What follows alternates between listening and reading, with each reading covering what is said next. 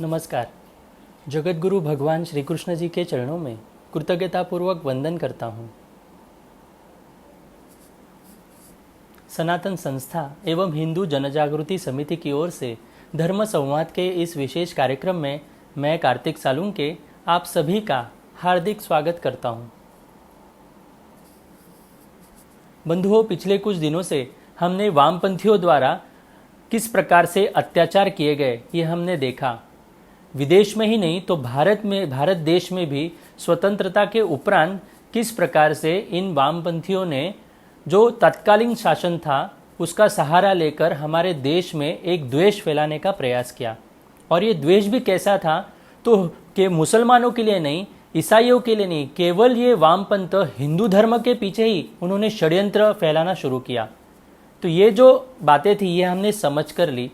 साथ ही हिंदू धर्म किस प्रकार से अंधश्रद्धा उसमें है, उसमें कितनी बुराइयां हैं, ऐसे गलत प्रचार इन वामपंथियों ने पिछले 70 वर्ष में हमारे देश में किया है। और उसी का परिणाम हम देख रहे हैं कि हमारे देश में आज ज़्यादातर सभी हिंदू जो हैं वो हमारे धर्म से, हमारी संस्कृति से कहीं ना कहीं तो दूर चले गए हैं। तो ये किस प्रकार से उन्होंने षड्यंत्र किया है ये हमने समझ कर लिया। आज भी हम इसी विषय को आगे लेकर जाने वाले हैं और इनका किस प्रकार से देश में इन्होंने हिंदुओं को विभाजित करने का एक गलत प्रयास किया है ये हम समझ कर लेंगे। हमारे साथ हिंदू जनजागृति समिति के राष्ट्रीय मार्गदर्शक सद्गुरु डॉक्टर चारुदत्त पिंगले जी उपस्थित हैं। नमस्कार सद्गुरु डॉक्टर पिंगले जी। नमस्कार कार्तिक जी।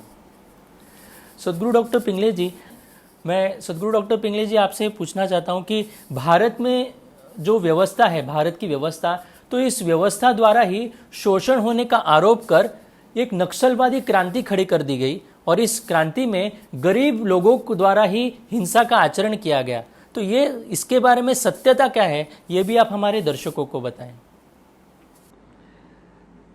कार्तिक जी, ये वामपंथ की जो मूलतः विचारधारा है, एक भ्रमित या एक काल्पनिक या झूठी विचारधारा है। यह विचारधारा रखने के लिए वामपंथ को दो बातों की आवश्यकता है। उनके दृष्टि से एक शोषण करने वाला वर्ग दिखना चाहिए और एक शोषित या पीड़ित वर्ग दिखना चाहिए। ये दो वर्ग निर्माण हो गए कि फिर वो फॉर्मूला में उनका वामपंथ का विचारधारा रखने को उनको आसान जाता है। और इसके लिए सबसे पहले जब उन्होंने आघात शुरू किया तो उन्होंने चातुर्वर्ण को टारगेट करके उच्च वर्णीय और फिर ये कनिष्ठ वर्णीय इस तरह का एक संघर्ष भारत में निर्माण करने का प्रयास किया। मगर हुआ क्या कि अंग्रेज जाने के बाद अंग्रेज़ों का जो बड़ा लोकतंत्र है, ये एक आदर्श विचारधारा है, वो लोकतंत्र को भारत ने स्वीकारा है। भले उसको 100-200 वर्ष से ज़्यादा आयुष्य नहीं हुआ है, उसकी उम्र 200 वर्ष से ज़्यादा नहीं है। अब ये लोकतंत्र को लागू करने के बाद फिर वो लोकतंत्र के आड़ में उच्च वर्णीय और कनिष्ठ वर्णीयों को वो संघर्ष करना उनको कठिन हो रहा था। तो वामपंथ को बाध्य होना पड़ा कि वो लोकतंत्र और भारत की जो नवनिर्माण व्यवस्था है उस पर भी आघात करे। और अभी जो शोषण हो रहा है वो व्यवस्था ही शोषण कर रही है और ये सामान्य नागरिक पीड़ित है। ऐसे नया दो गुट उन्होंने बनाने का प्रयास किया है और ये आधार पर उन्होंने वामपंथ के झूठे भ्रमित विचारों को दाखिल करके लोगों को गुमराह करके उन्होंने अपना तत्वज्ञान रखने का प्रयास किया। और फिर वामपंथ में दूसरी जो बात आती है वो रक्तरंजित क्रांति, नरसंहार, अमानवीयता, जिसको हम कह सकते हैं कि इंटेलेक्चुअल एंड फिजिकल टेररिज्म दोनों का ये मिलाप है। जो लेनिन ने रशिया में किया, जो स्टालिन ने रशिया में किया, जो मार्क्स ने इधर किया, या माओ ने चाइना में किया, या ज्योति बसु बुद्धदेव भट्टाचार्य ने जो बंगाल में किया, या जो केरला में हुआ है। तो वामपंथ का इतिहास रक्तरंजित मार्ग से जाकर, नरसंहार के माध्यम से जाकर पूर्ण ही नहीं होता है। और इसलिए भारत के व्यवस्था द्वारा ही शोषण किया जाना, यह एक शोषण करने वाला वर्ग और दूसरा शोषित जो है, पीड़ित है, अब वो पीड़ा से अन्याय के विरोध में खड़ा होकर वो संघर्ष कर रहा है, ये दिखाने के लिए एक नया नक्सलवाद समर्थक पीढ़ी निर्माण करने का ऐसा दूसरा वर्ग उन्होंने जो किया, जो सशस्त्र क्रांति का बात करता है, जो भारत के विरोध में युद्ध पुकारता है, जो भारत के अर्धसैनिक बलों के विरोध में युद्ध पुकारता है। और इस तरह का एक नया मॉड्यूल जो भारत में ये वामपंथियों ने रखा है, तो इसके जो मूलभूत बातें हैं वो अभी हम जान कर लेंगे कार्तिक जी। अब हिंदू धर्म की व्यवस्था इतना शोषण करती है तथा यह जो समाज है धर्म के नाम पर अंधविश्वास का आचरण करता है। पूंजीपति व्यापारी हो या क्षत्रिय हो तथा ब्राह्मण, इनका साथ वह देता है, तो इसके विरोध में क्रांति की आवश्यकता निर्माण होती है। ऐसा सीधा सरल फॉर्मूला वामपंथ का होता है और इसके लिए उन्होंने ये 2 गुट भारत में कृत्रिमता निर्माण किए। यह क्रांति केवल बौद्धिक तथा विचारों के स्तर पर होने से कुछ लाभ नहीं होगा। इसके लिए प्रत्यक्ष शारीरिक स्तर की या एक हिंसक क्रांति करने के लिए हिंदू धर्म की इस व्यवस्था को सहायता करने वाली राज्य व्यवस्था है उसको उखाड़ फेंकना आवश्यक है। पूर्व काल में राजा रजवाड़ों का था और अभी वर्तमान में लोकतंत्र, वो दोनों भी वामपंथ के टारगेट पर ही है। परंतु ये बड़ी विडंबना है कि जिस लोकतंत्र का गुणगान यूरोप करता है, अब वामपंथ स्थापित करने के लिए वही लोकतंत्र उसके बीच का कांटा बनने के कारण पहले पूर्व राजा और राजवाड़ों की व्यवस्था को ध्वस्त करने का प्रयास किया और अभी लोकतंत्र पर आघात करके वामपंथ को स्थापित करने का वो प्रयास कर रहे हैं। और वामपंथ यह जो प्रत्यक्ष सशस्त्र क्रांति करने की जो इच्छा रखता है, तो उसके लिए जो उसने एक दूसरा वर्ग बनाया है जिसके मन में भर दिया है कि आपको व्यवस्था ने पीड़ित रखा है, तो ऐसे शोषित समाज के लोगों को वो नक्सलवादी बनाने की प्रक्रिया करता है। उनको नक्सलवादी बनाकर उनको हाथ में शस्त्र लेने के लिए बाध्य करता है। अब मेरे ही नहीं तो सर्वसामान्य भारतीय लोगों के मन में यही प्रश्न उठता है कि भारत एक सार्वभौम राष्ट्र है। भारत के पास पुलिस, प्रशासन, न्यायिक सभी प्रकार की यंत्रणा है और इतनी यंत्रणा है कि भारत में जो हथियार बनते हैं वो सरकारी तौर पर ही बनते हैं।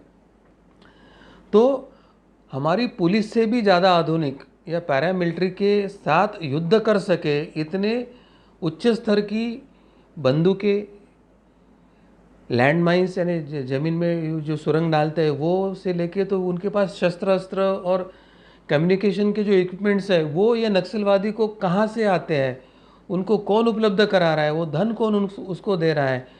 और भारत सार्वभौम राज्य होने के बाद भी ये अगर ये सीमा पार से हो रहा है तो वो कैसे हो रहा है, उसको भारत में कौन सहायता कर रहा है वो ढूंढना आवश्यक है। और सीमा के अंदर से ही हो रहा है तो फिर हमारी पुलिस या गुप्तचर यंत्रणा या ये प्रशासकीय न्याय की यंत्रणा है, तो इसके बारे में वो सोए हुए क्यों है। तो एक बड़ा प्रश्न सर्वसामान्य जनता के मन में है। तो वामपंथ क्या करता है, तो सशस्त्र क्रांति के लिए नक्सलवादी निर्माण करके उनको शस्त्र लेने को वो बाध्य कर रहा है। अब नक्सली हिंसा करके वे पहले तो स्थानिक राज्य व्यवस्था को आह्वान देते हैं, फिर उसका वो व्याप्ति बढ़ाकर 2-4 राज्यों में जाकर फिर वो देश की गृह नीति और देश की रक्षा की नीति को आह्वान देते हैं, भारत के अंतर्गत सुरक्षा को वो आह्वान देते हैं।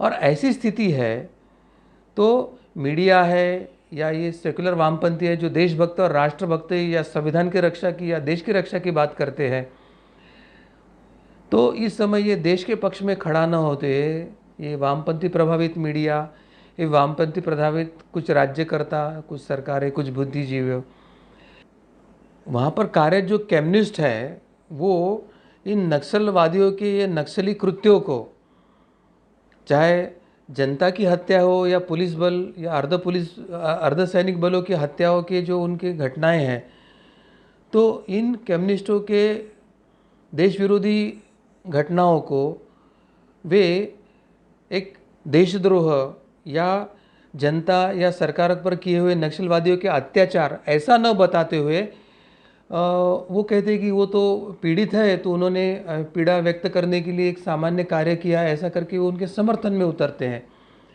तो ये बड़ी दोगली नीति ये वामपंथी मीडिया, वामपंथी राज्यकर्ता है या वामपंथी प्रशासकीय अधिकारी है, ये बुद्धिजीवी है, ये बड़े दोगले हैं।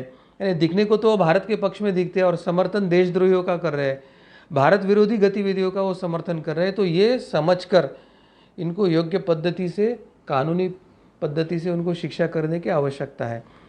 अब ये इन गरीब वनवासियों को पता ही नहीं होता है कि वे नक्सलवादी बनकर या स्वयं को शोषित समाज घोषित करके वो किस व्यवस्था से लड़ रहे हैं, क्योंकि शायद उनको भी यह पता नहीं चल रहा है कि उनके हाथ में शस्त्र देने वाले कौन से दोष है, कौन सी एजेंसियां इस देश में काम कर रही कि जो सरकार से छिपके सरकार के नाक पर दम करके वो ये इनको हथियार पहुंचा रही है, इनको धन पहुंचा रही है, इनको साधन सामग्री पहुंचा रही है। ये विदेशी ताकतें भारत में उनके माध्यम से वो कौन से कार्य करवाना चाहती है, ये समझने की क्षमता इन वनवासी जीवों की या पीड़ित जीवों की नहीं होती है। यह बुद्धि भ्रम के जाल में उनको जो फांस रहे, इनका उद्देश्य क्या है, ये ना तो वो स्वयं पीड़ित या नक्सलवादी बने हुए व्यक्ति जानते हैं, ना तो भारतीय अन्य नागरिक समझ पा रहे हैं। और अंततः नक्सलवाद के माध्यम से भारत सरकार के प्रशासन के न्यायिक व्यवस्था या भारत के विरुद्ध युद्ध पुकार कर यह लड़ाई से उन्हें मिलना क्या वाला है और वो जानना वो चाहते क्या है सरकार से, वो शायद उन्हीं को भी पता नहीं है। ऐसी स्थिति है। लेकिन कम्युनिस्टों के द्वारा प्रचारित ये जो समानता की नीति है, समानता की जो सत्ता या एक समान वर्ग के निर्माण का जो एक स्वप्न प्रलोभन या भ्रम दिया है, उसके कारण यह भ्रमित होकर ये नक्सलवादी अपने ही वनवासी बंधुओं का शोषण प्रारंभ करते हैं, अपने ही आसपास के जनपदों के अपने देश बंधुओं पर अत्याचार करना शुरू करते हैं। प्रशासकीय अधिकारी हो, चाहे राजनेता हो या अर्धसैनिक बल हो, उनकी हत्या करके वो अत्याचार करना शुरू करते हैं। आसपास के नागरिकों की बेटियों को जबरन उठाकर लेके जाते हैं। उनका एक समांतर सत्ता और सरकार उस क्षेत्र में चलता है। पैरेलल जुडिशरी सिस्टम होती है जिसको कांगारू कोर्ट कहा जाता है। तो कांगारू कोर्ट बिठाकर वो वहाँ पर न्यायदान का कार्य करते हैं और अपने ही वनवासी बंधु को वो नक्सलियों के साथ गद्दार है ऐसा घोषित करके उनकी बेरहमी से हत्या भी कर देते हैं। तो एक तरह से ये जो समानांतर सरकारें चल रही है नक्सलवाद के नाम पर, ये भारतीय सत्ता के विरोध में आह्वान है, देशद्रोह है। परंतु इनका समर्थन करने वाला जो अर्बन नक्सलिज्म है, जो मीडिया में बैठा है, जो प्रशासन में बैठा है, वो राजनीतिक पार्टियों में बैठा है, जो न्याय व्यवस्था में बैठा है, जो बुद्धिजीवी बन के विचारक बन के बैठा है, तो ये जो अर्बन नक्सलिज्म उनको सहायता कर रहे हैं, तो ये उनसे अधिक बड़ी मात्रा में गुनहगार है और इनको ढूंढकर पकड़कर उनको कड़ी से कड़ी सजा देने की आवश्यकता है, ऐसे लगता है। तो ये जो नक्सलियों का एक समानांतर शासन बना है, तो ये क्या समानता का शासन है? सोवियत यूनियन तथा चीन की क्रांति, उसके धरती पर भारत में क्रांति का अभियान चलाने का सपना दिखाकर इन वनवासी और आसपास के गरीब लोगों का ही शोषण करने वाले ये नक्सलवादी और उनका समर्थन करने वाले ये कम्युनिस्ट वामपंथी विचारधारा के नेता ये समझना ही नहीं चाहते और ये नक्सलवादियों को बताना ही नहीं चाहते हैं कि झूठे भ्रम वाले वामपंथ के कारण सोवियत यूनियन के कितने टुकड़े हुए थे तथा चीन ने अंततः मार्क्सवाद को छोड़कर, माओवाद को सिद्धांतों को छोड़कर अभी समाजवाद नहीं तो पूंजीवाद के मार्ग पर चलना प्रारंभ किया है। तो एक तरह से यूरोप ने कार्ल मार्क्स को छोड़ा, रशिया ने लेनिन और स्टालिनवाद छोड़ा, चीन ने माओ और मार्क्सवाद को छोड़ा, परंतु ये जो सत्य है वो स्वयं समझना नहीं चाहते। नक्सली या नियो कम्युनिस्ट या नियो वामपंथी है उनको नहीं बताना चाहते हैं और एक झूठे भ्रम, एक असत्य लेखन इनके माध्यम से वे एक नई झूठे आधार की पीढ़ी निर्माण कर रहे हैं। पर झूठ ज़्यादा देर चलता नहीं है, अब झूठ का पर्दाफाश होने का समय आया है, यह भी हमको समझने की आवश्यकता है। भारत में भी केरल छोड़कर अन्य प्रदेशों में यह मार्क्सवाद करीब करीब अंतिम सांसें ही ले रहा है। उनका पूरा राजनीतिक जनाधार ही खत्म हुआ है। अभी उनकी एक भी सीट चुनकर आना कठिन सा हो गया, बस नाम मात्र उनके नेता और पार्टी के दफ्तर बने हैं, उनके अनुयायी खत्म ही हो गए। पर भी उन्हें वे झूठ बताते हैं नक्सलवादियों या उनको जो भ्रमित उनके पीछे आने वाला समाज है कि विश्व में अभी वामपंथी विचारधारा का फैलाव तेजी से हो रहा है। गोबेल्स टेक्निक से वो बताते हैं कि सब ठीक ठाक है, सब ठीक होने वाला है। जैसे हिटलर ने जर्मन को भ्रम में रख के फिर अचानक एक दिन में ही वो कोलैप्स होकर जर्मन हार गया था, उसी तरह से वामपंथ अभी कोलैप्स होकर हारने की कगार पर आ चुका है। फिर भी वो भ्रम फैला रहे हैं कि विश्व में अभी वामपंथी विचारधारा का प्रचंड फैलाव हो रहा है और भविष्य में वामपंथियों का ही विश्व में अनेक देशों में शासन होने वाला है और प्रत्यक्ष में ऐसी होने की संभावना शून्य है। तो इस तरह से यह जो वामपंथ है, जिसका जो इमारत है विचारों की हो, कार्य की हो, एक झूठे सच के आधार पर भी उनकी ये वामपंथ की जो इमारत बनी है वो अभी ताश के इमारत के जैसे कोलैप्स होने की अवस्था में, गिड़गिड़ाने की अवस्था में आई है। तो अभी ये सही समय है कि अब ये सत्य इतिहास, इनके वामपंथियों के इतिहास का सत्य, वामपंथियों के रक्तरंजित इतिहासों का सत्य, वामपंथी के नरसंहार का सत्य, वामपंथी को उखाड़ के फेंकने के संदर्भ में जो रशिया लेनिन स्टालिन को कैसे उखाड़ के फेंका है, कार्ल मार्क्स की विचारधारा को कैसे यूरोप ने नकारा है, या मार्क्स या माओ को कैसे चीन ने दूर करके पूंजीवाद की तरफ वो बढ़ा है। तो ये सत्य तथ्य लेकर अगर हम समाज के जाते हैं तो वामपंथ का ये जो ताश का बंगला बना हुआ है वो अभी ढहने की अवस्था में आया हुआ है।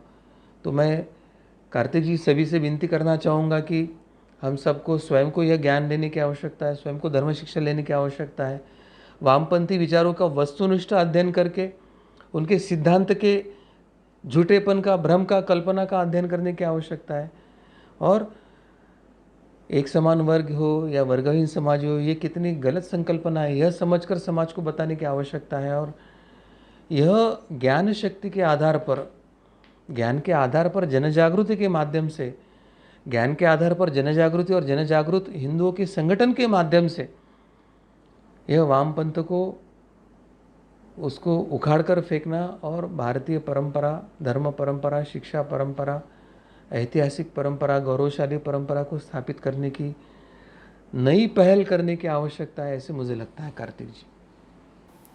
जी सद्गुरु डॉक्टर पिंगले जी, आपने जो जानकारी हमें यहाँ पर दी है तो उससे ये बात हमें स्पष्ट हो गई कि इन वामपंथियों ने किस प्रकार से हमारे देश के जो गरीब लोग हैं उन गरीब लोगों को ये उच्च वर्ग के ब्राह्मण लोग किस प्रकार से उनका शोषण कर रहे हैं, ऐसा एक चित्र खड़ा कर दिया उनके सामने और इन गरीब लोगों को नक्सलवादी कृत्य करने के लिए प्रवृत्त किया। और ऐसे समय में उनको हमारी मीडिया हो या हमारा बुद्धिजीवी वर्ग हो वो भी उन्हें किस प्रकार से सहायता कर रहा है, किस प्रकार से हमारे सामने प्रतिक्रिया दे रहा है। तो एक ऐसा षड्यंत्र इन वामपंथियों ने किया और उसी के कारण आज हम देख रहे हैं हमारे देश में एक नक्सलवाद जैसी एक बहुत बड़ी समस्या खड़ी हो गई है। तो इसको हमें सभी को एकत्रित आकर ये जो भ्रम उन्होंने फैला रहे हैं इसको दूर करना पड़ेगा, हमें जागृति करनी पड़ेगी समाज में जाकर। ये कार्य हम सभी एकत्रित मिलकर समाज में जागृति कर सकते हैं। यहाँ पर मैं इस संवाद को आगे लेकर चलता हूँ। कार्ल मार्क्स द्वारा ऐसे एक सिद्धांत रखा गया था, क्योंकि जो यूरोप की स्थिति थी तो यूरोप में ऐसे था कि एक शोषण करने वाला वर्ग था और दूसरा एक था जिनको शोषित वर्ग था, जिनको पीड़ित वर्ग था। तो इस प्रकार से वहाँ पर व्यवस्था थी। तो इस प्रकार से कोई इनमें भेदभाव ना रहे, तो एक वर्गविहीन समाज का निर्माण किया जाए। तो इस प्रकार से उसने समानता का एक सिद्धांत जो था, तो वो सिद्धांत उन्होंने हमारे सामने रखा था। तो ये अभी के समय में ये एक सिद्धांत पूरा भ्रम जैसा है, ऐसे लगता है। तो इसमें वास्तविकता क्या है, इसमें सत्यता क्या है, ये भ्रम कैसे है, इसके बारे में भी आप हमारे दर्शकों को बताएं। कार्तिक जी, अभी आपने जो प्रश्न पूछा है ना, ये वामपंथ के मूलभूत भ्रम का, मूलभूत गलत सिद्धांत का ये प्रश्न है। और इस गलत सिद्धांत के आधार पर ही वामपंथ खड़ा है। और ये गलत सिद्धांत ध्यान में आते से वामपंथ नाम की चीज़ ही विश्व से मिट जाएगी, ऐसी स्थिति आएगी, ऐसे लग रहा है। कार्ल मार्क्स ने जब समाज में देखा कि ये चर्च है या वहाँ के व्यापारी है या राजा है, ये साठगांठ करके सर्वसामान्य लोगों को लूटते हैं, शोषण करते हैं, उनसे अनन्वित अत्याचार करते हैं, तो वहाँ की स्थिति वैसे थी। तो उसने कल्पना किया कि एक समान वर्ग बनाएंगे, यहाँ कोई बड़ा अमीर नहीं होगा या कोई शोषण करने वाला नहीं होगा, फिर कोई गरीब नहीं तो शोषित भी नहीं रहेगा। फिर वो ऐसा वर्ग की कल्पना करता है कि जहाँ वर्गविहीन समाज हो, सभी समान है। मगर यह वर्गहीन समाज, यह एक कल्पना, ये कितना बड़ा भ्रम है, कितना बड़ा झूठ है, और ऐसा हो नहीं सकता प्रैक्टिकली संभव। और इसके परिणाम क्या हुए थे कि जब ये इस तरह का वर्गहीन समाज की कल्पना करके रशिया में जब किसान और मजदूरों के यहाँ से जब वे बड़े मेहनत करके अनाज उगाते थे, ये करते थे, तो उन्होंने क्या कहा कि अब ये आपने जो किया वो सब राष्ट्रीय संपत्ति है, ये आपकी वैयक्तिक संपत्ति नहीं है, और सबके घर से अनाज उठाकर जाके वो सरकारी गोडाउन में भर के ये आपने तरह से विनियोग करने लगे। तो जैसे लोगों को ख्याल में आया कि हम तो बहुत श्रम कर रहे हैं, हमारे यहाँ अनाज आता है, मगर हमारे यहाँ से उठा के लेके जाता है और हमको खाने के लिए अनाज नहीं मिलता है, और बाकी लोग आराम से ऐश कर रहे हैं और वो काम ही नहीं करते हैं। तो किसानों ने और मजदूरों ने जब अपना श्रम करना बंद कर दिया और अनाज ही उगाना बंद कर दिया, तो ऐसी बड़ी आपत्ति आ गई थी कि भूखमरी बढ़ गई, कृषि खाद्य नहीं थे, और एक बड़ा कृत्रिम अकाल भी वहाँ निर्माण हुआ था, और फिर अनंत उसमें लोगों की जानें भी गई, और कुछ लोगों को तो जबरन इन्होंने मार गिराया था कम्युनिस्ट पार्टी को बचाने के लिए, सत्ता बचाने के लिए। तो वर्ग विहीनता के इसमें उन्होंने श्रम के अनुपात में लाभ का कोई योजना नहीं बनाई। तो कामचुकार या आलस्य करने वाला, जो काम न करने वाला, श्रम न करने वाले व्यक्ति का भी उतना ही अधिकार है अनाज और भोजन पे जितना ये श्रम करके काम करने वाले किसान और उनका था। परंतु उनके यहाँ से अनाज उठाकर लेके जाकर वो आलस्य वाले लोगों को देने की प्रक्रिया में, समानता लाने के झूठी समानता लाने की प्रक्रिया में जब लोगों ने देखा कि हमारे लिए अधिक श्रम या अधिक परिश्रम या अधिक अभ्यास या अधिक इसके लिए कोई भविष्य ही नहीं है, तो समाज व्यवस्था ही जब यूरोप और रशिया में कोलैप्स होने की स्थिति आ गई, तो वामपंथ के इस भ्रम को यूरोप के लोगों ने तुरंत समझ लिया और तुरंत वामपंथ को उखाड़ के फेंका। लेनिन के पुतले को हथौड़े से मार मार कर, तोड़ तोड़ कर, हटाकर वहाँ पे उन्होंने नई व्यवस्था और परंपरा को स्थापित किया था।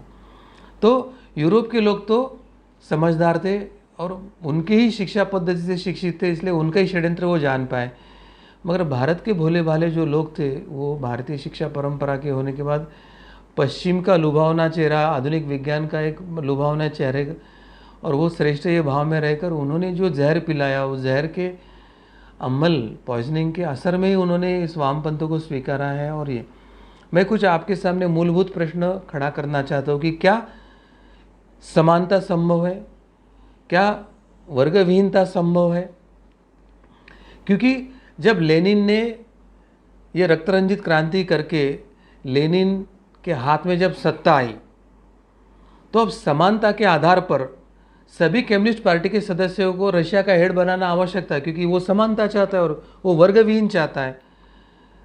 मगर जैसे ही हाथ में सत्ता आई तो लेनिन वो हेड ऑफ द स्टेट बन गया, कुछ सबऑर्डिनेट बन गए, कुछ उसके हेल्पर बन गए, एक उसका कुक बन गया, एक उसका ड्राइवर बन गया, और जो समानता की कल्पना कर रहा था, जो वर्गविहीन समाज की कल्पना कर रहा था, उसने स्वयं एक हेड बन गया। किसी को शोल्डर बनाया, किसी को स्टमक बनाया, किसी को लेग बनाया, और फिर वही व्यवस्था को उसने लागू किया जिसका उसने विरोध किया था। तो मूलतः वामपंथ ये विचारधारा है, ये सत्ता हथियाना का एक लुभावना चेहरा है। और सत्ता भी कैसे हथियाना है कि रक्तरंजित क्रांति करके, नरसंहार करके सत्ता हथियाना है, और तानाशाही करके सत्ता को स्थापित करके सत्ता का ऐश करना। इस विचार के लिए एक समान वर्ग और वर्गहीन समाज की एक झूठी कल्पना लाई थी। और जैसे लेनिन के सहकार्यों को पता चल गया कि अब ये हेड बना है, वो हमको ऑर्डर देगा, और हाँ अब हम सबऑर्डिनेट है और we have to follow the orders. तो समानता नहीं, I can't give orders to Lenin because he is head and he can order us because we are subordinate. तो जब ये उनके समानता के भ्रम का जब उनका निराकरण हुआ, तो तुरंत एक वामपंथ के विचार में एक नई प्रक्रिया शुरू होकर कुछ वर्षों के अंतराल के कुछ दशकों के बाद वामपंथ पूर्णतः यूरोप और रशिया से उखड़ गया। मगर इस प्रक्रिया में उन्होंने जैसे इस्लाम का समर्थन लेके वामपंथ बढ़ाया, उसका समर्थन लेके क्रिश्चियनिटी का वामपंथ बढ़ाया, तो जैसे ही रशिया के कुछ क्षेत्रों में वामपंथ के नाम पर इस्लाम की संख्या बढ़ गई, तो फिर वहाँ पर धर्म के आधार पर रशिया का विघटन होकर अनेक टुकड़ों में रशिया बढ़ गया। तो यह भी धर्म को नहीं, तो रिलीजन या मज़हब को अफीम मानने वाले वामपंथ, उनके ही कार्यकर्ता जब इस्लाम की संख्या बढ़ी और वहाँ पर विघटन हो गया, तो ये वामपंथ के पराभव का एक काम था। अब और एक उदाहरण देखते हैं कि अगर समानता लाना चाहते हैं तो क्या निसर्ग ने हमको समानता दिया है? क्योंकि मैं पढ़ रहा हूँ या जब आप पढ़ रहे होंगे तो आप किसी क्लास में पढ़ रहे होंगे, पढ़ाने वाला तो शिक्षक एक ही था आपको, और वो जो पढ़ा रहा था वो आपको जितना उसको आता था वो आपको पढ़ा ही रहा था। परंतु ग्रहण करने वाले हर व्यक्ति की क्षमता अलग थी। किसी ने 100 आउट ऑफ 90 स्कोर किया था तो किसी ने 100 आउट ऑफ 9 स्कोर किया था। तो देने वाला तो एक ही था, समानता, मगर ग्रहण करने वालों में समानता नहीं थी, करके विषमता तो निर्माण ही हुई, और एक का रिजल्ट पास और एक का रिजल्ट फेल, एक का रिजल्ट टॉपर और एक का रिजल्ट ड्रॉपर हो गया। अब समानता करके सबको 90 देना है या सबको 9 मार्क देना, ऐसे तो नहीं कर सकते। तो फिर कौन सी समानता ये अपेक्षित कर रहे हैं? और 90% स्कोर करने वाला को, उसने अगर जो मेहनत किया, उसकी जो बौद्धिक क्षमता है, उसकी शारीरिक क्षमता है, उसके एफर्ट्स है, उसको नाकार कर आप अगर सबको एक लाइन में खड़ा करना चाहते हो तो फिर अभ्यास क्यों करना है? अगर सबको समान ही मार्क देना है तो क्यों अभ्यास करें? तो क्या ऐसा संभव है? तो ऐसा संभव नहीं है। तो इस तरह की समानता देश में नहीं हो सकती है। अब ये कौन से स्तर की समानता अपेक्षित थी कार्ल मार्क्स को? क्या शारीरिक स्तर की समानता अपेक्षित थी? सबको 2 ही रोटी मिलेगी, तो जो हट्टा कट्टा और जो ज़्यादा श्रम करने वाला है उसको 2 रोटी, और जो कुछ नहीं कर रहा है, बीमार है, उसको भी 2 रोटी। तो कुछ दिन के बाद जो हट्टा कट्टा है वो तो कुपोषित हो जाएगा, और जो कुछ नहीं कर रहा है, वो श्रम भी नहीं कर रहा है मगर फोकट में 2 रोटी खा रहा है, तो फिर मानसिक असंतोष निर्माण करके फिर वो रिवॉल्ट करेगा और फिर एक नई क्रांति होगी। तो यहाँ शारीरिक या भौतिक समानता का हम विचार नहीं कर सकता। मेंटल इक्वलिटी की बात कर रहा है, तो मेरी पसंद नापसंद और आपकी पसंद नापसंद एक हो ही नहीं सकती है। हर व्यक्ति की पसंद नापसंद अलग है, हर व्यक्ति की वृत्ति अलग है, हर व्यक्ति की विचार करने की पद्धति अलग है। तो मेंटल इक्वलिटी लाना किसी के व्यक्ति के हाथ में नहीं, क्योंकि सिखाने वाला शिक्षक या संस्कार देने वाले माता पिता एक होने के बाद भी दोनों, उसके जो घर में 2-4 बच्चे हैं, वो सबके वैचारिक चिंतन की प्रक्रिया अलग ही होती है। तो आप ना तो साम्यवाद लाके मानसिक एकता ला सकते हैं, ना तो मानसिक समानता ला सकते हैं। अब इंटेलेक्चुअल के इक्वालिटी की बात करेंगे तो क्या इंटेलेक्चुअल इक्वालिटी ला सकते हैं? अभी हमने देखा है कि टीचर तो एक ही बात टीच कर रहा है, सिलेबस और पुस्तक तो एक ही लिखा है, मगर एक व्यक्ति 90 स्कोर कर रहा है, एक 9 कर रहा है। किसी की बौद्धिक क्षमता है, किसी की क्षमता नहीं है। तो इंटेलेक्चुअल इक्वलिटी अगर नहीं ला सकते तो हाईली इंटेलेक्चुअल व्यक्ति को अगर अब ABCD 10वीं तक सिखाएंगे क्योंकि दूसरा व्यक्ति नहीं सीख रहा है करके किया, तो वो तो शिक्षण ही छोड़ देगा। या फिर लो इंटेलेक्चुअल क्वालिटी है और उसको आप हाई इंटेलेक्चुअल क्वालिटी का सिलेबस पढ़ा रहे, तो वो तो उसके सर के ऊपर से ही जाएगा। तो इंटेलेक्चुअल इक्वलिटी नहीं हो सकती है। और आध्यात्मिक स्पिरिचुअल इक्वलिटी तो वो कंसेप्ट ही नहीं है साम्यवाद को, क्योंकि वो तो ईश्वर को मानते नहीं, ना तो स्पिरिचुअलिटी को नहीं मानते हैं। तो साम्यवाद फिजिकल इक्वलिटी नहीं ला सकता है, मेंटल इक्वलिटी नहीं ला सकता है, इंटेलेक्चुअल इक्वलिटी नहीं ला सकता है। तो ये कौन सी समानता है जो कार्ल मार्क्स या लेनिन, स्टालिन या माओ लाने वाले थे? और वो अगर कोई प्रकार की समानता लाना संभव ही नहीं, तो फिर ये वामपंथी भ्रम को लेकर, ये जो विचारधारा को मान्यता देकर समाज में भ्रम और एक गलत नीति, नक्सलवाद, एक हिंसावाद, एक नरसंहारवाद, एक रक्त रंजित क्रांतिवाद को स्थापित करने का प्रयास हो रहा है, तो इसका विरोध क्यों नहीं किया जा रहा है? क्योंकि एक उदाहरण मैं चाहना चाहता हूँ कि अगर कार्ल मार्क्स अगर इक्वलिटी लाना चाहता था तो उसने अपने विचारों को लिखा और फिर कार्ल मार्क्स के तत्वाधान में उसका वो लेखक बना कार्ल मार्क्स। प्रश्न आता है कि अगर वो इक्वलिटी चाहता था तो उसने सभी कम्युनिस्ट पार्टियों के जो कार्यकर्ता थे तो सबके नाम राइटर करके लिखना चाहता था, क्योंकि वो इक्वलिटी की बात कर रहा है। मगर वो जब वो कोई विचार लिख के, ग्रंथ लिख के उसके नीचे कार्ल मार्क्स लिखता है, तो वो अब राइटर बना और बाकी सब कम्युनिस्ट पार्टी के कार्यकर्ता उसके रीडर या फॉलोअर बने। जब एक नेतृत्व बना या राइटर बना, दूसरे रीडर या फॉलोअर बने, तो अब यहाँ पे समानता कहाँ दिखती है? तो फिर कौन सी समानता की कल्पना थी कार्ल मार्क्स की? उसने वो स्पष्ट ही नहीं किया है। तो अब मेडिकली हम देखते हैं, अब एक माँ पिता होते हैं, दोनों माँ पिता होते हैं और एक ही साथ कभी कभी जुड़वा बच्चा, ट्विंस पैदा होते हैं। ट्विंस में भी अलग दिखने वाले ट्विंस होते हैं और सरीखे दिखने वाले ट्विंस होते हैं, जिसको हम आइडेंटिकल ट्विंस कहते हैं। आइडेंटिकल ट्विंस ने भी जन्म लेने के बाद उनकी मानसिक, भौतिक और शारीरिक और बौद्धिक सभी क्षमताएं बाद में भिन्न होती है, भले ही एक्सटर्नली दिखने के लिए वो सरीखे हो सकते हैं। तो जहाँ एक माता पिता और एक ही कोख से जन्म लेने वाले दो बच्चों में आइडेंटिकल ट्विंस होने के बाद भी इतनी सारी विषमताएं उसमें हो सकती है, तो फिर ये कौन सी समानता की अपेक्षा लेनिन या मार्क्स या स्टालिन माओ कर रहे थे, या कौन सा भ्रम वो चाहते थे, ये समझ में नहीं आता है। बहुत बार ऐसे कहा जाता है कि स्त्री पुरुष समान है, पुरुष पुरुष समान है और सब मानव एक है।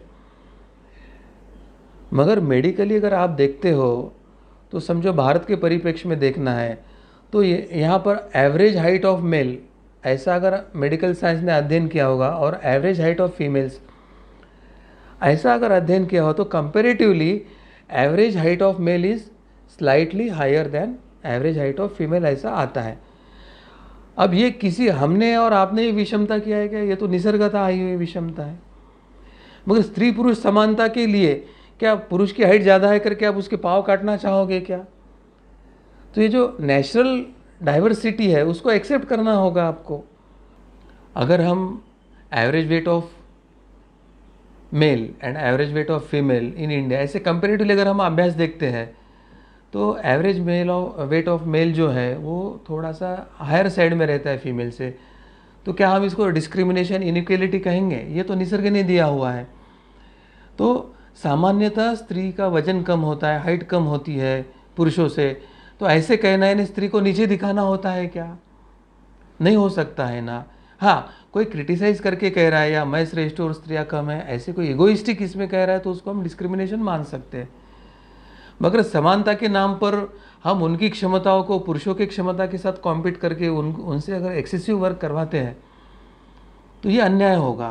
तो सनातन धर्म, हिंदू धर्म ने स्त्रियों को उस परिप्रेक्ष्य में चिंतन विचार करके उनकी मर्यादाओं को समझकर उनको किस तरह से प्रोटेक्ट करना चाहिए, उनके लिए कितनी मर्यादाएं या इसकी शिथिलता देना चाहिए, तो इसका विचार करके जो किया है।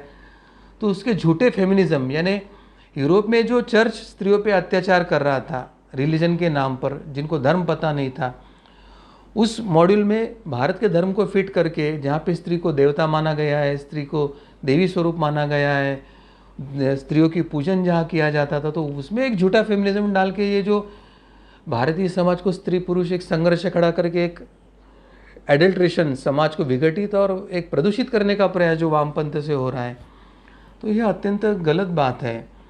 तो जहाँ शारीरिक, मानसिक, चाहे भौतिक, बौद्धिक, इंटेलेक्चुअल या किसी आधार पर समानता हो नहीं सकती, तो वहाँ इक्वलिटी और समता का तत्व यानी कैसे लागू करना है। और जहाँ पर भारत में संविधान में इक्वलिटी लागू है, वहाँ पे हिंदू को धर्म शिक्षा देने के लिए सरकारी इसमें प्रतिबंधित है, और अल्पसंख्यक के नाम पे इस्लाम और क्रिश्चियन को परमिशन दिया है। तो ये तो डिस्क्रिमिनेशन है। फिर जहाँ पे हिंदुओं के मंदिरों का अधिग्रहण होता है, वहाँ मस्जिद और चर्च का अधिग्रहण नहीं करते, ये डिस्क्रिमिनेशन हुआ है। जहाँ जर्नलिज्म और हज यात्रा को सरकारी हिंदुओं का पैसा देते हैं, तो वहाँ हिंदुओं को किसी मस्जिद और चर्च का पैसा देकर कहीं अमरनाथ यात्रा के लिए स्पॉन्सर नहीं करते, तो ये डिस्क्रिमिनेशन है। तो फिर इक्वलिटी तो प्रिंसिपल लिखा है, मगर वो फॉलो कहाँ हो रहा है भारतीय संविधान में? तो इस तरह का ये जो झूठा चल रहा है, तो ये मूल उनके सिद्धांतों की जो लूपहोल्स है वो हमने देखे। अब हम आगे प्रत्यक्ष उनके सिद्धांतों का पर्दाफाश क्या करना है वो देखेंगे। वामपंथ के संदर्भ में प्रत्यक्ष अभी हम क्या देख रहे हैं, तो एक समाज वर्ग या वर्गविहीन समाज, यह वामपंथी की कल्पना या उनकी जो अपेक्षाएं थी, ये पूर्णतः एक भ्रम साबित होकर एक समाज का भ्रम निराश हो रहा है। ऐसी स्थिति वर्तमान में है, क्योंकि भारत में जो राजकीय परंपरा थी, समाज व्यवस्था थी, तो हिंदू धर्म जो कहता है कि गुणों के आधार पर मनुष्यों की 3 प्रकार की प्रकृतियाँ होती है। एक सात्विक, राजसिक और तामसिक प्रकृतियाँ। सात्विक यानी अच्छा समाज, परोपकारी, दूसरे का हित, समष्टि का हित देखने वाला, प्रेम पूर्वक, बिना झगड़े वगड़े का रहने वाला, ऐसे जो विचारधारा होती है उसको सात्विक समाज कहते हैं। राजसिक यानी स्वयं के स्वार्थ के लिए वो स्वार्थ केंद्रित वृत्ति रहता है, पब्लिसिटी है, स्वयं का ये करना है, दूसरे को कष्ट देने का विचार अधिक हो न हो, मगर स्वार्थ पूर्ति का विचार उसमें जरूर होता है। और तामसिक यानी दूसरे को कष्ट दे के स्वयं का आनंद लेना। स्वयं का स्वार्थी तो होता ही है, मगर वो दूसरे को कष्ट देने में स्वयं का खुशियाँ ढूंढता है, वो तामसिक समाज होता है। तो हिंदू धर्म ने समाज को, व्यक्ति की प्रकृति को इस 3 मूलभूत प्रकृतियों में उसको डिवाइड किया है। और जिसमें जिस गुणों का प्राबल्य हुआ उसका विचार और आचार उस तरह का होगा। ये हमारे ऋषि मुनियों ने, धर्म परंपराओं ने अध्ययन करके, अनुभव करके, साधना करके उन्होंने सिद्धांत बनाकर उसे लिख के रखे हैं। सात्विक मनुष्य लोगों का भला चाहता है, राजसिक मनुष्य स्वयं के स्वार्थ में लीन होता है, और तामसिक मनुष्य दूसरों को कष्ट देने में आनंद मिलाता है। अब इस सिद्धांत के आधार पर हिंदू धर्म के गुण कर्म आधारित वर्ण व्यवस्था निर्माण हुई थी। और इसलिए जिसकी जो प्रवृत्ति है उसके प्रवृत्ति के अनुकूल वो व्यक्ति अच्छा बनने के लिए उसको सुविधा, उस प्रकार का समाज व्यवस्था का एक योजना उसमें हुई थी। इस कारण वर्तमान में भी जो धर्म को नहीं मानते हैं या ये नहीं करते, वो भी मानते हैं कि इस तरह की प्रकृतियाँ रहती है, समाज में विविधता रहती है, और इसको हम कोई झुटला नहीं सकते। अब सोवियत यूनियन में भी कम्युनिज्म के विचार के अनुसार यदि सभी समान है तो सभी को उतना ही वो ब्रेड बांटेंगे, सबको 2-2 ही ब्रेड बांटेंगे। अगर ऐसा वो नियम लाते हैं तो जो श्रमजीवी थे, जो किसान थे, जिनको शारीरिक श्रम ज़्यादा करना आवश्यक था, तो उनके मन में मैं अधिक श्रम क्यों करूं, यह विचार तो आना ही है। और यह विचार बढ़ने के बाद जब उन्होंने 2 ही ब्रेड मिल रहे हैं तो हम श्रम नहीं करेंगे, तो कृषि उत्पाद में ही जब घट शुरू हो गई, और कृषि उत्पाद में घट होने के बाद वहाँ कृत्रिम अकाल निर्माण हुआ, और उसके बाद वहाँ पर जो एक रक्तरंजित नरसंहार भी हुआ, और उसके कारण ये समाज व्यवस्था की वहाँ पूरा विफल ही हुआ है। तो यह सत्य ना तो भारत के कम्युनिस्ट लोग स्वीकारते हैं, और ना तो इस सत्य को जानकर वो यहाँ पे किसी का प्रबोधन करते हैं।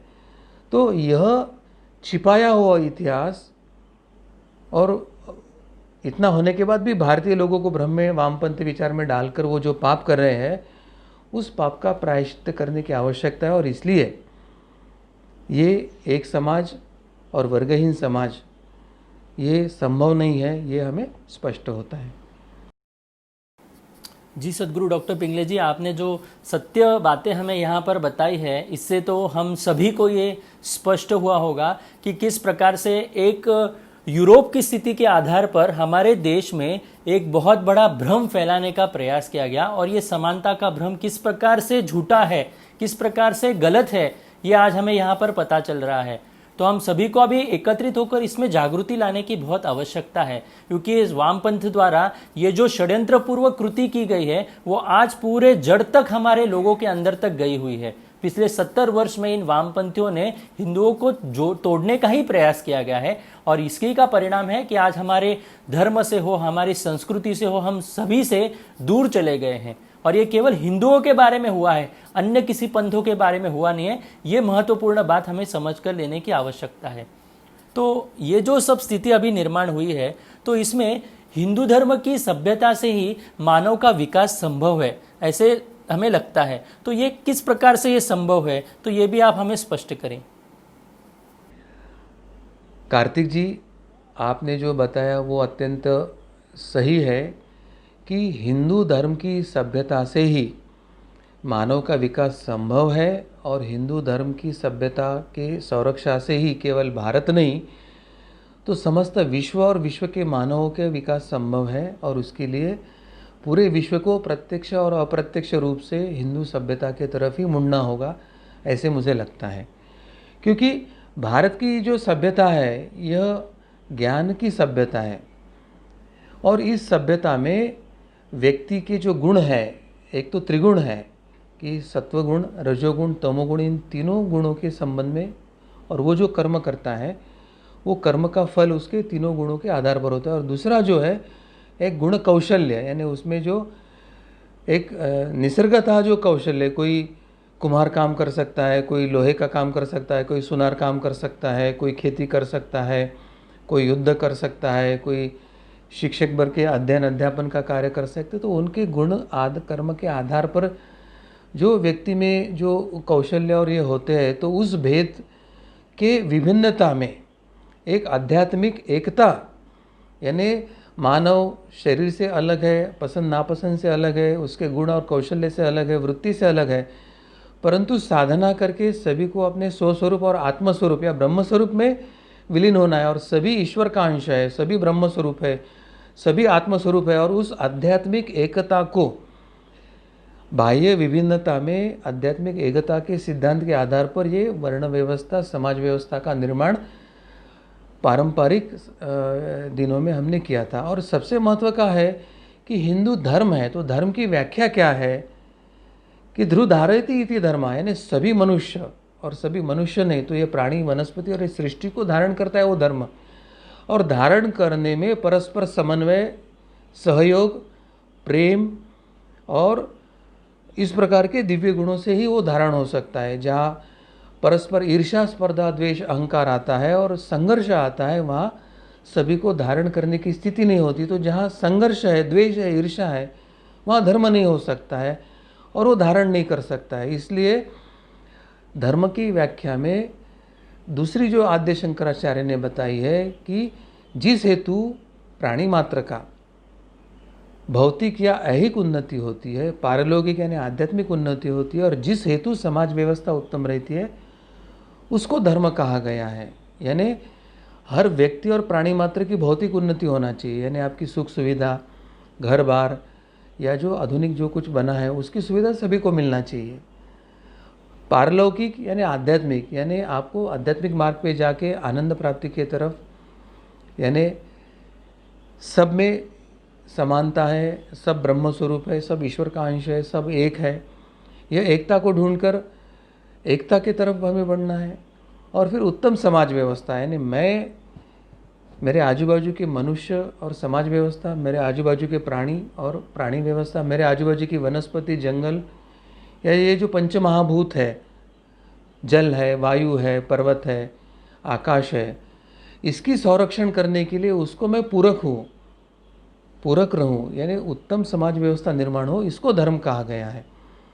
तो हिंदू धर्म के ये मूलभूत सिद्धांतों के कारण पारंपरिक इस बाह्य विभिन्नता में आध्यात्मिक एकता के सिद्धांत के कारण एक अत्यंत उच्च अवस्था की समाज व्यवस्था और राज्य व्यवस्था की निर्माण इस धर्म परंपरा पर आधारित भारत में निर्माण हुई थी। और उसके उल्टा जो पंथ है, रिलीजन या मज़हब है, जिसमें संपूर्ण मनुष्य का भी विचार नहीं करते हैं, इस होली बुक पर जिसकी श्रद्धा है वही बिलीवर्स, हमारा ये जो गॉड है उसको मानने वाला वही बिलीवर, हमने जो रास्ता बताया है उस पर चलने वाला वही बिलीवर, और बाकी सबको इसकी तरफ लाना है, धर्मांतरित करके हमारे पक्ष में लाना है वही बिलीवर, और जो नहीं आना चाहता है उसको जीने का अधिकार नहीं, उसको शिक्षा दो, उसको लूटो, उसकी संपत्ति लूटो, उसको मारो। तो यह कहने वाला जो रिलीजन है या मज़हब है, to relegate, to come down, ये रिलीजन के आधार पर ये वामपंथ का विचार रखा था, जिसका भारत के धर्म परिप्रेक्ष्य में कोई तुलना नहीं थी। तो ये पंथ और रिलीजन की जो ये निरर्थकता है, उसके तुलना में ये हिंदू धर्म की, सनातन धर्म परंपरा की, भारतीय परिप्रेक्ष्य की जो एक व्यापकता है, सबको साथ में के लिए लेके जाने की जो एक क्षमता है, वसुधैव कुटुंबकम, ये पूर्ण विश्व हमारा परिवार है, सर्वेत्र सुखिनः सन्तु, हर मनुष्य, और केवल मनुष्य नहीं, प्राणी, हमारे सानिध्य की वनस्पति, हमारे सानिध्य में का ये पृथ्वी, आप, तेज, वायु, आकाश, ये सब सुखी हो, वो समृद्ध हो, ऐसा विचार करने वाले, ये जो सनातन धर्म परंपरा पर आधारित जो ये समाज व्यवस्था थी, तो इसकी आध्यात्मिकता के कारण, इस धर्म परंपरा के कारण वह अपनी शक्ति के साथ, विनम्रता के साथ ये सभी को स्वीकारने और अंगीकारने के क्षमता वो रखते थे। इसके कारण मनुष्य अपने जीवन को उन्नति की दिशा में लेके जाने के लिए प्रयास कर रहा था। इसके कारण अपनी बौद्धिक क्षमता, अपनी शारीरिक क्षमता, अपनी मानसिक क्षमता को, अपने गुण कौशल्य को पूर्णता अभिव्यक्ति करने के लिए हर व्यक्ति उद्यमता में लगा था, अपना मैक्सिमम आउटपुट देने के प्रयास वो कर रहे थे। और फिर इस प्रयास में अगर हमें धनार्जन अधिक होता है, संपत्ति का अर्जन अधिक होता है, तो सनातन धर्म परंपरा में त्याग और दानशूरता की इसको भी महत्व दिया है। और जो गरीब है या क्षमताहीन लोग हैं तो उनको दान देकर उनकी जीवनी और व्यवस्था को स्थापित करने में योगदान दे, इसलिए दानशूरता भी इन लोगों में लगी थी। और इसके कारण समाज में कोई शोषित और पीड़ित या भूखा ही नहीं रहता था, क्योंकि पंच वैश्व यज्ञ जो कहा था कि पहले अतिथि के लिए निकालो, गोमाता के लिए निकालो, प्राणियों के लिए निकालो, चींटी का विचार करो। तो इस तरह का विचार करने वाला समाज था। वहाँ ना तो कोई शोषित था, वहाँ ना तो कोई पीड़ित था, ना तो कोई भूखा था। तो एक सुखी समृद्धि और आनंद जो समाज अंग्रेज़ भारत में आकर देख के गए, और उन्होंने देखा कि यहाँ का तो गरीब से गरीब व्यक्ति आनंदी है, अशिक्षित, बाह्यता, पाश्चात्य दृष्टि वो आनंदी है।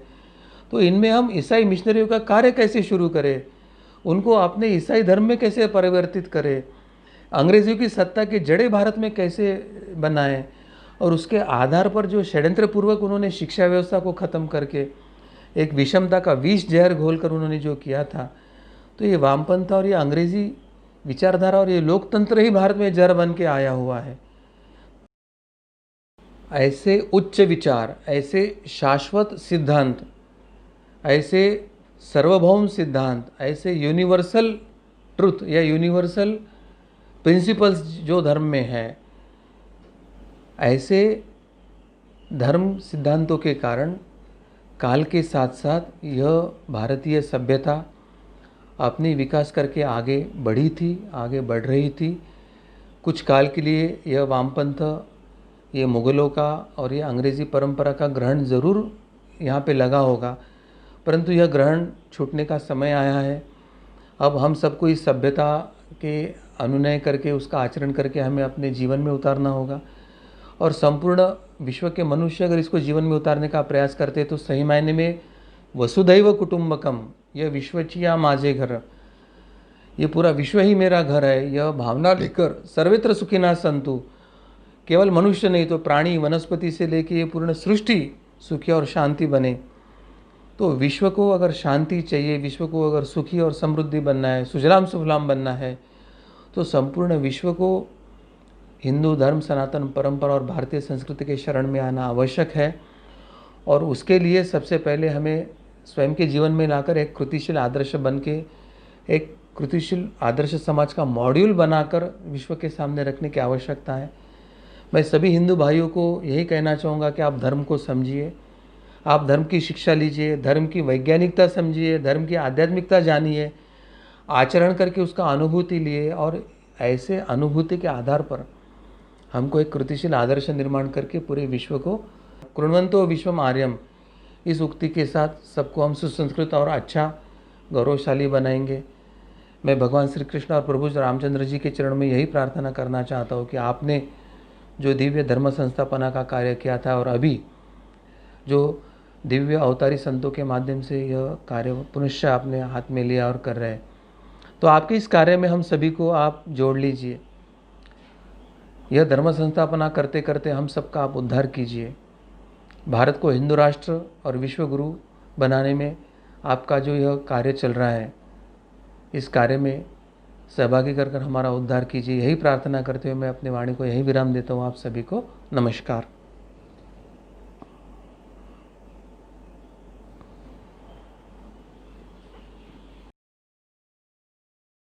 जी सद्गुरु डॉक्टर पिंगले जी, आपने हमें हिंदू धर्म की महानता और हिंदू धर्म ही किस प्रकार से हमें असंगठित लोगों को फिर से संगठित कर सकता है, ये आपने हमें यहाँ पर बताया।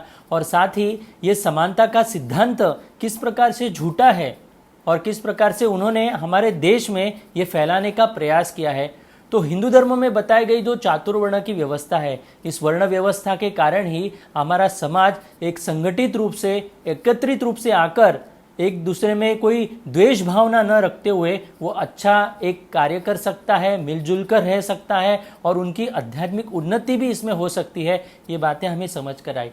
हिंदू धर्म की महानता क्या है ये आज हमें ध्यान में आया है। और हिंदू धर्म समझने के लिए हिंदू जन जागृति समिति द्वारा धर्म शिक्षा वर्ग का आयोजन भी किया जाता है। सभी को एकत्रित लाना, धर्म की शिक्षा देना, क्योंकि बंधुओं पिछले 70 वर्ष में हिंदुओं को अपने धर्म से दूर किया गया है। तो आज हिंदुओं को धर्म शिक्षा की बहुत आवश्यकता है। तो धर्म शिक्षा के लिए सनातन संस्था एवं हिंदू जनजागृति समिति द्वारा 300 से अधिक ग्रंथ प्रकाशित किए गए हैं, जिस माध्यम से वो हिंदुओं को धर्म शिक्षा, अपने धर्म क्या है, अपनी परंपरा क्या है, इसके पीछे वैज्ञानिक दृष्टिकोण क्या है, ये देने का प्रयास कर रहे हैं। आप भी इन ग्रंथों का अवश्य लाभ ले सकते हैं। sanatan-shop.com इस वेबसाइट पर जाकर इन ग्रंथों का आप अवश्य अवलोकन कर सकते हैं। साथ ही ये हिंदुओं को संगठित करने के लिए, हिंदुओं को एकत्रित आने के दृष्टि से संस्था द्वारा एवं हिंदू जनजागृति समिति द्वारा अखिल भारतीय हिंदू राष्ट्र अधिवेशन का आयोजन हो रहा है। आप स्क्रीन पर देख सकते हैं, आप भी इस अधिवेशन में सहभाग ले सकते हैं। इसका उद्देश्य यही है, भारत में पुनः एक बार हिंदू राष्ट्र की स्थापना हो, भारत पुनः एक बार विश्वगुरु बने। इस उद्देश्य से ही ये अधिवेशन हो रहा है। आप सभी इस अधिवेशन का हिस्सा बने, ऐसे मैं सभी से निवेदन करता हूँ। भगवान श्री कृष्ण जी की असीम कृपा से धर्म संवाद का आज का यह विशेष कार्यक्रम यहीं पर संपन्न हुआ, ऐसे मैं घोषित करता हूँ। नमस्कार।